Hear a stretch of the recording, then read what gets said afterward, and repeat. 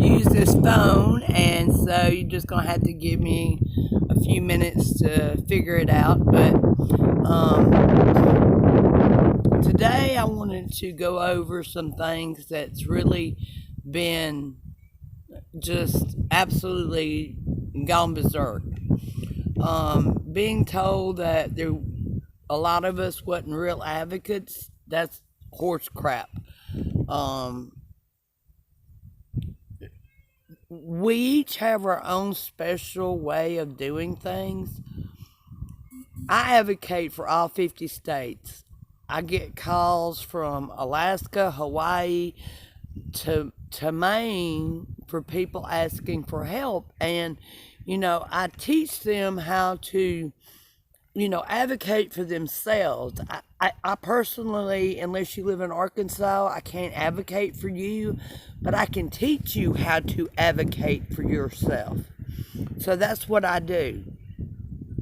I also speak to my state representatives, my senators, my agency heads, my governor, my drug czar. I speak to everybody, that's possible in the state. So everybody has a way of doing things. That bothered me really bad, that we wasn't advocates, that we didn't, it wasn't a rank and file kind of thing. Well, this is not a rank and file objective. We are going to have to take back the civil rights that have been denied to us. The Bill of Rights, plainly states, you've got your First Amendment for freedom of speech. You go to your Fourth Amendment where, illegal search and seizure. You got your Fifth Amendment where you don't have to say anything. Your Eighth Amendment is cruel and unusual punishment. Your Ninth Amendment covers everything that the Constitution itself does not say. And the 14th Amendment gives you life, liberty, and pursuit of property. And if you are unable to have those civil rights, then what good is the Bill of Rights? You might as well just throw away the Constitution and say, oh, well, government says that we're going to follow this amendment, but we're not going to follow that. That's BS. That dog don't hunt. So we're going to get a message out clearly. We're going to work on that, but I want to touch it on that just a little bit today. Also, for the state of Arkansas, let me explain to you how politics works. Somebody writes a bill, okay? You say you come up with an excellent bill and you write it. You find a state representative or a in-state representative or an in-state senator that will sign on to, be the person that presents that bill to the House and the Senate, okay? Then what happens is it will go to their legal department. And their legal department then will write it into the correct language and laws and how it's supposed to be worded on the bill. Then it goes back to the senator or the representative, and they send it to the committees that need to go over it. Now, if a committee finds something wrong with the bill, they will send it back, and the legal department will have to redo it. And this could go on for several months or even years, in some cases. But then if it passes committees, which in Arkansas, our health committee, Regulation 2.4 was written by the Board of Health, not the Board of Health, but the medical board. They sent it to legislatures, and then the legislatures sent it to the the Committee of Health. The Committee of Health signed on to it, It went to the state floor. We were given just very little opportunity to say what we had to say about it. Then it was passed and went to the Senate. It was passed in the Senate, and then the governor signed it. That's how it works. Now, we were given a right to go in front of the medical board and speak, but it was only for a few hours. It wasn't, like 48 hours or however long that you're supposed to get. But, that's what it is in our state. So I wanted to go over that. So look on your state regulation website and learn how your state passes bills. That's one thing that you need to do. I know I think it's Minnesota has a bill. Washington has a bill. Rhode Island has a bill coming up. Oklahoma had a bill passed. But even in Oklahoma, the doctors are still scared to write because of my next subject, which is DEA and local law enforcement. Now, most of you know that I was in law enforcement for 22 years until I got my back broke by a guy that was tripping on LSD. He was fine. We get into an enclosed area. He begins to trip. I weigh 125 pounds at that time. And needless to say, a 250-pound man tripping on LSD and a 125-pound woman just didn't really make a good match. And then we had two jailers to jump on top of that and broke my back in 3 places. Now that was how my back got broke, my lower back. Again, I had that autoimmune disease, which 21 million people have. I broke my neck in a car wreck. I have broken an eye socket in a motorcycle wreck. I've just wore my body out. But let me get back to the DEA and law enforcement, and let's go through that. 2016, and I'm going to be upfront and honest. Okay? 2016. I'm driving down the road to pick up my husband. This was after I had my stroke. I had my stroke due to my pain management doctor being shut down and received no medication. My blood pressure went to 280 over 200 and I stroked out. Luckily, I have very little repercussions from it. I have still a little draw from on this side of the mouth and a little problems with my left arm, but other than that, I do pretty good. So anyway, I took my eye off the road, hit the rumble strip, looked in the mirror, made sure there was no cars behind me, pulled back in off the rumble strip, and the next thing I know, blue lights are flashing. I pull over, I get out, and the first thing he said to me was, "How are you doing, ma'am?" And at that time, I still slurred my words a lot. And I explained to him, I said, "Sir, I've had a stroke. I slur my words, so please understand that." He said, "You're too young to have a stroke." Well, I knew then that I was in trouble.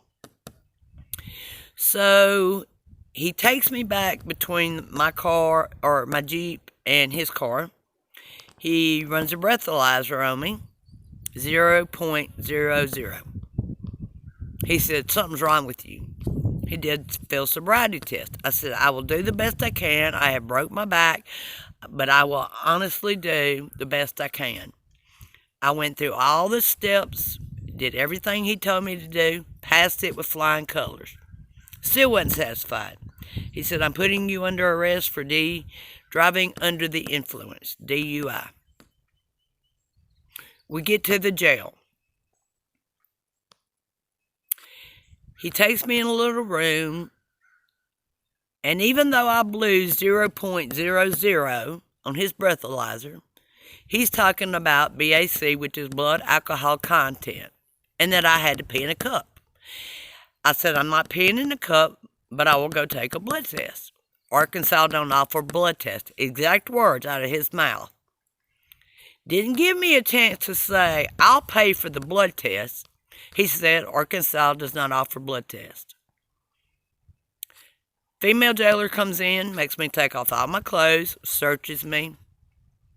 In my purse, I had a bottle of medication that I usually keep when I would go to town, would have, what I needed for the day, so I didn't have to take all my bottles with me. They got me on that. Okay, so DUI and 7 felonies. I bonded out. I went to the drugstore. I got my list. I got the doctor's list. I took it to my lawyer. Lawyer said everything's going to be fine. They kept putting my court case off, kept putting my court case off, kept putting my court case off until a new DA was elected. They were going to charge me with 7 felonies for my own medication, if I did not plead to that DWI or DUI. And I'm squalling. I am just bawling and screaming at the judge. This is wrong. This is not right. My lawyer was not defending me. I could have done a better job myself. So I took the plea. I had to go to class. I had to go to MAD. I had to go to probation for a year. I never did piss in a cup at probation. I paid $20 every time I went every month, and that lasted for a year. And when I left, when I paid my fine off, my fine was $900 and some. When I paid my fine off, and I paid him off, he told me anytime I ever needed him for anything, to give him a call. And I appreciate that's being a good cop. Okay. Same cop that took me to jail, pulled me over 6 more times. I finally ended up calling his major in Little Rock and saying, if he does this again, I'm suing the state of Arkansas for harassment. I have not been pulled over again. So I'm just letting you know that this will happen. When I spoke to the governor's office, and I spoke to Dominic, is his name, I said, Dominic, when you have a blood alcohol, you cannot be over 0.8 if you're in a a car or a truck. And it's 0.4 if you're in an 18-wheeler. But if you have a CDL and you're driving a car, it's still 0.4. So let's get that straight. And I said, so please tell me what the limit is, because on the bottle it says, do not operate a vehicle or heavy machinery until you know what this medication does for you. Now, I've been on this stuff for 20 years, so I knew exactly what it did to me. What is the legal limit? I waited, and I said, did you hear my question? And he said, I heard your question. I do not have an answer. The governor will have to answer you. Okay, I want the governor to answer me. I want Asa Hutchinson to answer me. What is the legal limit of an opioid medication in your system to be considered a DUI in the state of Arkansas? Okay. Now, we all know about Dr. Klein, and I'm not going to get into that. The medical board did not take Dr. Klein's license. The medical board cannot take a DEA license. Only DEA agents, they can go get it, but the DEA has to tell them to go get the medical license, okay? The DEA will send somebody into a clinic that's undercover. They have made a deal to be undercover to get charges dropped. A doctor sees them, they write them a prescription for Percodan or whatever, Meprigan or whatever that was on the market back in the day. And so now 3 times they'll go in, 3 times it's written, the DEA goes in, they can take your medical license. Local law enforcement, they get word that you're selling dope out of your house. They'll surveil your house. They'll send undercovers in to buy. And if you're stupid enough to sell your medication, then you don't need your medication to start with. I'm poor, but as poor as I am, I need every bit of medication that I have. Every bit of medication that I have. So I want you to know today that right now, as of today, and Shasta and Lauren's going to talk about this, we're going to take back our civil rights. In 1860, the Civil War started because the North actually wanted the revenue that the South was making off of cotton. It wasn't about slavery, just like this is not about RX, opioid, pain medication. They want what we got. The dog don't hunt. That dog don't tree. That dog don't get off the porch and piss. Take back your rights. I'm telling you people, if you don't start now, by next year, you're not going to have any rights whatsoever. None. Zilch. I'm telling you, I know it in my heart that this is just the beginning. This is the underbelly of what's really going to happen to us and to the whole world.